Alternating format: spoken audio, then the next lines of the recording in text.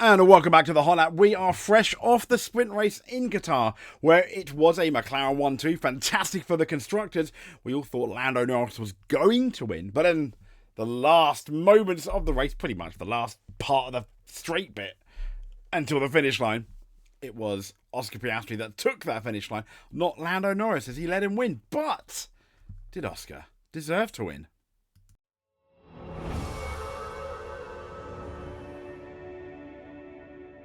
So here we are in what is a McLaren 1-2. First place is Lando Norris. Second place is very much Oscar Piastri. Massive congratulations to both of them. McLaren have now got a few fingertips maybe on that all-elusive Constructors title. I say elusive because it has eluded them since, well, this century. The last time was 1998 with Mika Häkkinen and David Coulthard. So it was a McLaren 1-2. Here's your top 8 in the sprint. We've got Oscar Piastri, Lando Norris, George Russell as your podiums. And it was a bit tasty, wasn't it, between Oscar Piastri and George Russell. Fourth was Carlos Sainz. Fifth was Leclerc. Sixth, I think, disappointed Lewis Hamilton. It looked like he was saving his tyres and it kind of went a bit wrong. Seventh was Nico Hülkenberg. And eighth, I think the most disappointed, arguably, the Max Verstappen. So the two MVPs, I think, of the race were most certainly Lando Norris and Nico Hülkenberg for holding up that Red Bull. These are the full results, though. So I've given you the top. I've given you the top 8. Max Verstappen. Then we got Pierre Gasly, Kevin Magnussen, Fernando Alonso, Valtteri Bottas, Lance Stroll, Esteban Ocon, Alexander Albon, Liam Lawson, Yuki Tsunoda, Franco Colapinto, Zhao Guanyu and Sergio Perez. We'll get into Sergio Perez in a bit, but let's talk about the top 8. So, Oscar wins it. Did he deserve to win it? This is the thing. Did Oscar Piastri deserve to win the race? No, he didn't.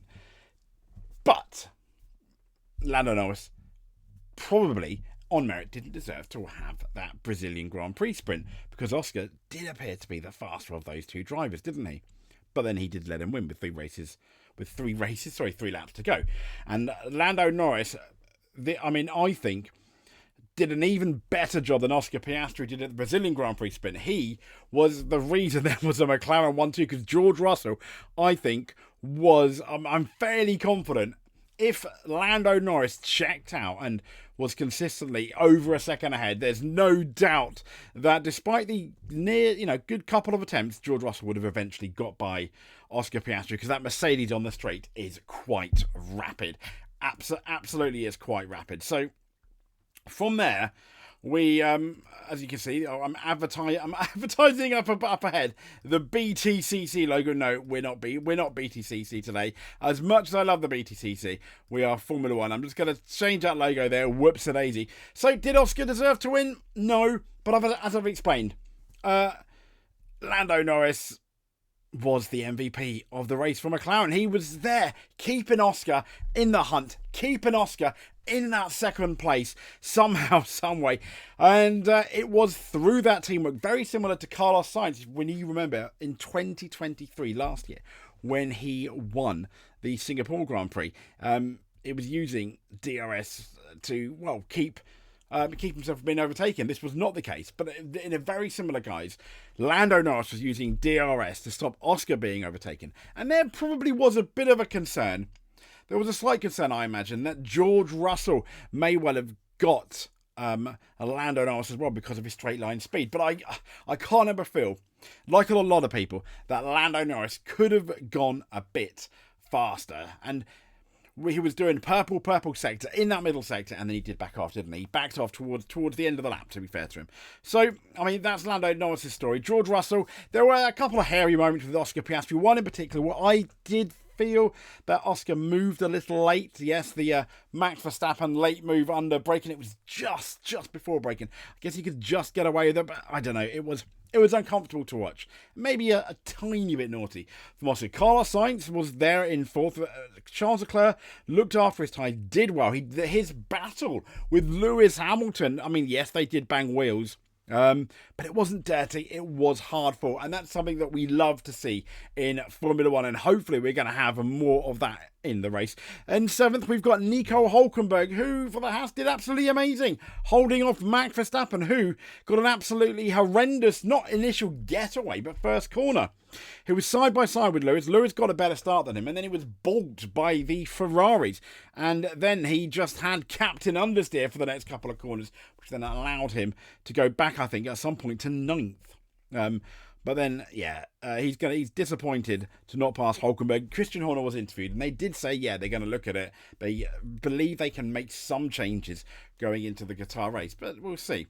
But here, this bit here was the most embarrassing moment of the race. And yes, surprise, surprise, it features Sergio Perez. Now, the story behind this, Sergio Perez starts from the pit lane, and this is what happened.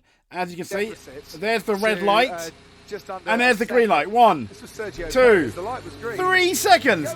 And that allowed Franco Colapinto to absolutely Mario Kart zoom alongside him. What was Perez thinking? Look, it's green.